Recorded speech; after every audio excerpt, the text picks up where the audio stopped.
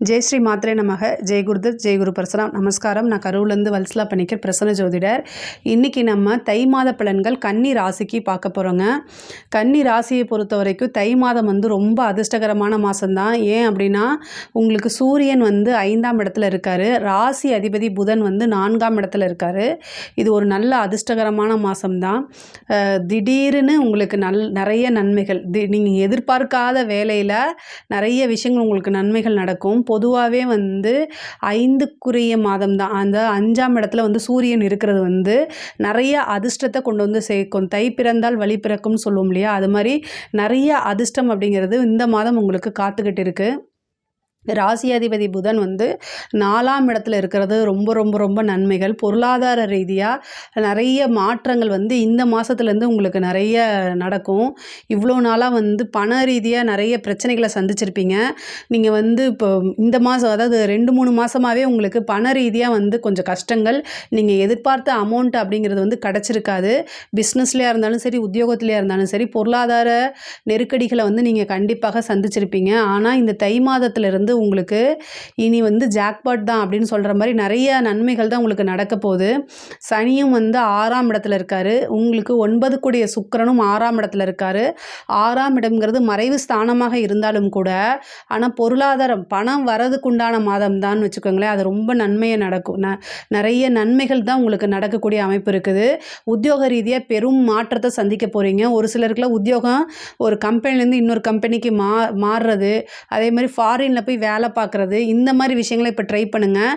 நிறைய பேருக்கு வெளிநாட்டுக்கு போகக்கூடிய அமைப்புகள் இருக்குது. உத்தியோக ரீதியாக இருந்தாலும் சரி, தொழில் ரீதியாக இருந்தாலும் சரி, வெளிநாடு போகக்கூடிய அமைப்புகள் இருக்குது. ஏற்றுமதி இறக்குமதி சார்ந்த தொழிலில் பண்ணுறவங்களுக்கெல்லாம் இந்த மாதம் நிறைய பணத்தை தான் அள்ள போகிறீங்க. அந்த மாதிரி இருக்குது. 11ஆம் இடத்துல செவ்வாய் இருக்கார். அஷ்டமாதிபதி செவ்வாய் நீச்சமாக இருக்கார். அதுவும் 11ஆம் இடத்துல நீச்சமாக இருக்கார். கெட்டவன் கீட்டிடும் ராஜ யோகம்னு சொல்லுவாங்க. 11ங்கிறது பார்த்திங்கன்னா லாபஸ்தானம். அஷ்டமம் அப்படிங்கிறது திடீர்னு ஒரு அதிர்ஷ்டத்தை கொடுக்கக்கூடியது. அது உங்களுக்கு 11ல் இருக்கனால பெரிய லாபம் அப்படிங்கிறது தானாக தேடி வரும். நீங்கள் எதிர்பார்த்துருக்கவே மாட்டீங்க. ஒரு பெரிய லாபம், நீங்கள் எதிர்பார்த்த ஒரு விஷயங்கள் இவ்வளோ நாளாக கிடைக்கலையே அப்படின்னு சொல்லிட்டு விட்டுருப்பீங்க, அதை கைவிட்டுருப்பீங்க. ஆனால் அதுவாக தேடி உங்களுக்கு அந்த ஆப்பர்ச்சுனிட்டியை கொடுக்கும். கரெக்டாக யூட்டிலைஸ் பண்ணிக்கோங்க. நீங்கள் வரும்போது டக்குன்னு பிடிச்சி அதை யூஸ் பண்ணிக்கோங்க. அங்கே தான் இருக்குது. அதே மாதிரி உங்களுக்கு 5ல் இருக்கக்கூடிய சூரியன் நல்ல அதிர்ஷ்டத்தை கொடுப்பாரு. தெய்வீக தன்மையை கொடுக்கறதுக்கே குரு 9ஆம் இடத்துல பாக்கியஸ்தானத்தில் இருக்காரு. நிறைய குருமார்களுடைய ஆசீர்வாதமும் பெரியவங்களுடைய அனுகிரகமும் உங்களுக்கு பரிபூர்ணமாக இருக்குது. அதாவது 9ஆம் இடத்துல குரு இருக்கிறது 5ஆம் இடத்தை பார்க்குறாரு. 9ஆம் இடத்துல இருக்க குரு 5ஆம் இடத்துல பார்க்குறதுனால நல்ல அதிர்ஷ்டம் அப்படிங்கிறது உறுதியாக உண்டு. முக்கியமாக உங்களுடைய புகழ், உங்களுக்கு நான் எவ்வளோ பாக்கியம் நீங்கள் நினைக்கிறீங்களோ அது எல்லாமே கிடைக்கக்கூடிய மந்தாக தான் இந்த தை மாதம் உங்களுக்கு இருக்குது.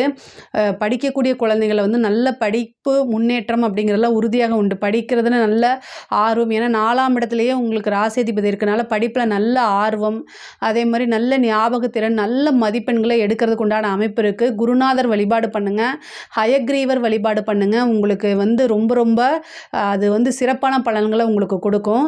ஒரு சிலருக்கு வண்டி வாகனம் வாங்குறது, வீடு கட்டக்கூடிய யோகம், திடீர்னு ஒரு வீடு அமையக்கூடிய யோகம். ஏன்னா ராசி அதிபதி 4ல் இருக்கார். கேந்திர ஸ்தானங்களில் இருக்கிறது ரொம்ப ரொம்ப சிறப்பானது. அதுவும் குருவோடைய வீட்டில் இருக்கிறது இன்னும் ரொம்ப சிறப்பானது.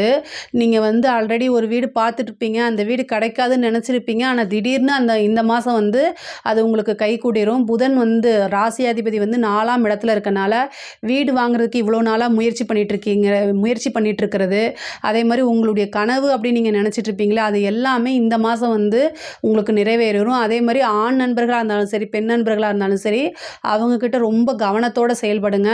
6ஆம் இடத்துல சனி இருக்கனால சண்டை சச்சரவுகள் வரும். அதுவும் நண்பர்கள்கிட்டையும் நமக்கு மனசுக்கு பிடித்தவர்கள்கிட்டையும் சண்டை சச்சரவுகள் வரதுக்குண்டான அமைப்பு இருக்குது. கணவனாக இருந்தால் மனைவியும், மனைவியாக இருந்தால் கணவனும் ஒருவரை ஒருவர் அனுசரித்து செல்லக்கூடிய காலகட்டம் தான் இந்த மாதம் அப்படிங்கிறத ஞாபகம் வச்சுக்கோங்க. ஒரு சிலருக்கு காதலில் பிரச்சனைகள் இருந்தவங்கெல்லாம் அந்த காதல் ரீதியாக இருக்கக்கூடிய பிரச்சனைகள்லாம் சால்வ் ஆகி ஒருவரை ஒருவர் சேர்ந்து அவங்களுக்குள்ள உங்களுக்குள்ள வந்து நல்ல ஒரு ரிலேஷன்ஷிப் மலர்றதுக்கு உண்டான அமைப்பு இந்த மாதம் இருக்குது.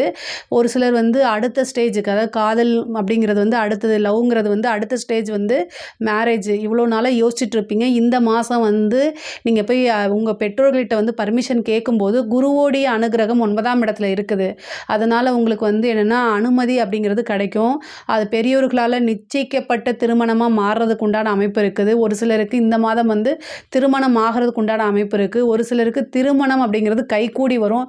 இவ்வளோ நாளாக அலைன்ஸ் பார்த்துருப்பீங்க, ஆனால் அது செட் ஆகாமல் இருக்கும். இந்த மாதம் வந்து உங்களுக்கு செட் ஆகிறதுக்கு உண்டான வாய்ப்புகள் இருக்குது. அதேமாதிரி கவர்மெண்ட்டில் அரசாங்கத் துறையில் வேலை பார்க்குறவங்களுக்கு இது ஒரு நல்ல அதிர்ஷ்டகரமான மாதம். உங்களுக்கு இவ்வளோ நாளாக எதிர்பார்த்துட்டு இருந்த ஒரு விஷயம் தானாக தேடி வரும். ப்ரொமோஷன் கிடைக்கும். நல்ல பண வருவாய் அப்படிங்கிறது இந்த மாதம் நீங்கள் எதிர்பார்த்ததை விட அதிகமாகவே உங்களுக்கு வரதுக்குண்டான அமைப்புகள் இருக்குது.